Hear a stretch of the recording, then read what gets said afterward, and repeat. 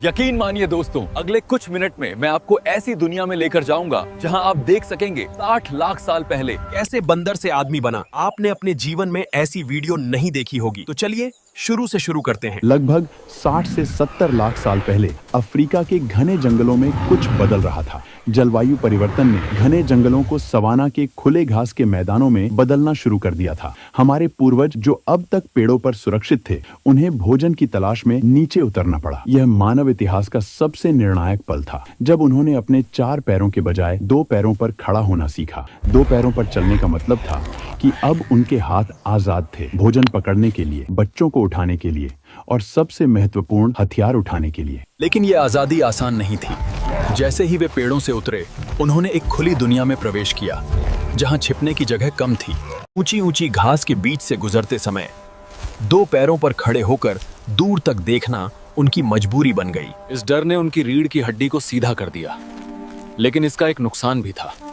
अब वे उतनी तेजी से भाग नहीं सकते थे। हमारे पास न तो पहने पंजे हैं और न ही तेज दांत। इन विशाल मैदानों में जिंदा रहने के लिए हमें हर पल चौकन्ना रहना होगा। उनके पास जानवरों से अलग करने वाली केवल एक ही चीज थी, उनका दिमाग।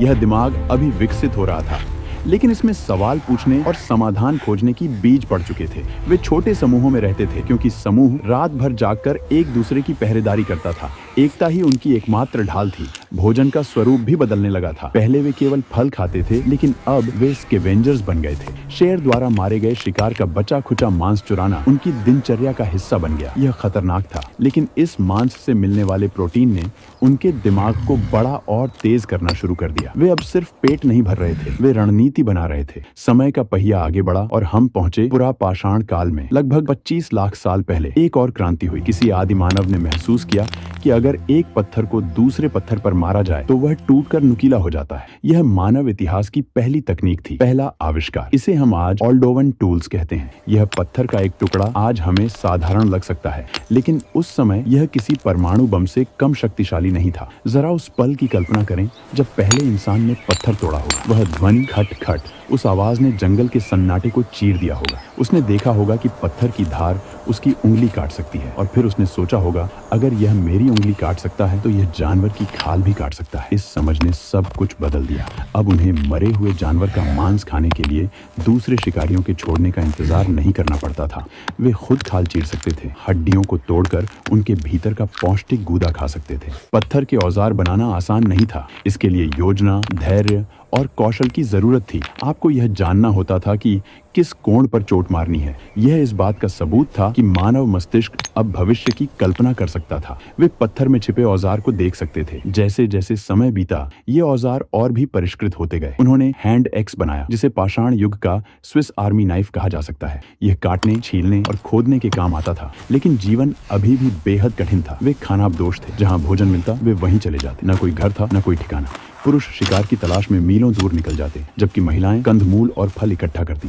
हर दिन एक जुआ था। अगर शिकार मिला तो जश्न, नहीं तो भूख और मौत। फिर आया वह पल जिसने इंसान को देवताओं के करीब ला खड़ा किया, आग की खोज। शुरुआत में आग एक डरावनी शक्ति थी जो जंगलों को राख कर देती थी। वे इससे डरते थे जैसे बाकी जानवर डरते हैं। शायद किसी दिन आसमानी बिजली गिरने से जंगल में आग लगी होगी और किसी साहसी आदि मानव ने उस जलती हुई टहनी को उठाया होगा। धीरे धीरे उन्होंने इसे वश में करना सीखा। लगभग 8 लाख से 10 लाख साल पहले होमो इरेक्टस ने आग पर नियंत्रण पा लिया। आग सिर्फ गर्मी या रोशनी नहीं थी, यह सुरक्षा थी। रात के घने अंधेरे में जब शिकारी जानवर कैंप के नजदीक आते तो आग की लपटें उन्हें दूर रखती थी। आग ने इंसान को रात का मालिक बना दिया। पहले सूरज डूबते ही गतिविधियां बंद हो जाती थी, लेकिन अब उनके पास रोशनी थी। आग ने हमारे खाने को बदल दिया। कच्चे मांस को चबाने में घंटों लगते थे और उसे पचाने में शरीर की बहुत सारी ऊर्जा खर्च होती थी।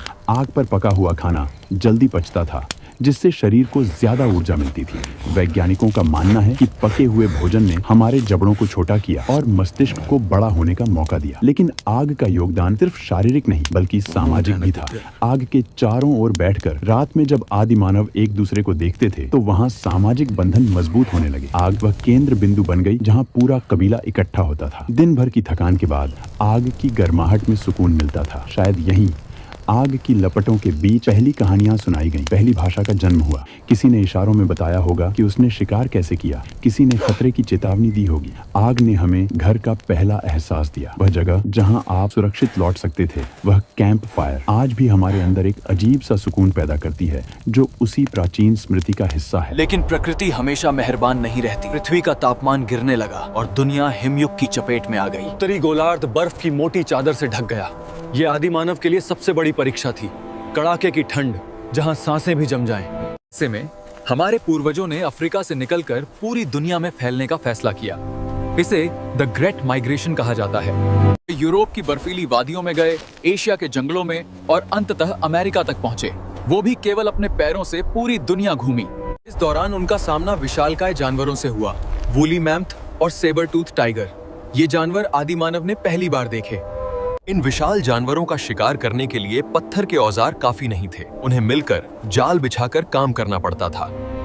आदि मानव ने शिकार करना कैसे सीखा, गुफाओं में रहना और चित्रकारी कैसे सीखी, खेती की शुरुआत जैसे अनेक किस्से। इसी समय में जाकर बहुत जल्द हम इसका सेकंड पार्ट दिखाएंगे। तब तक के लिए एंशिएंट इंडिया व्लॉग चैनल को सब्सक्राइब करें।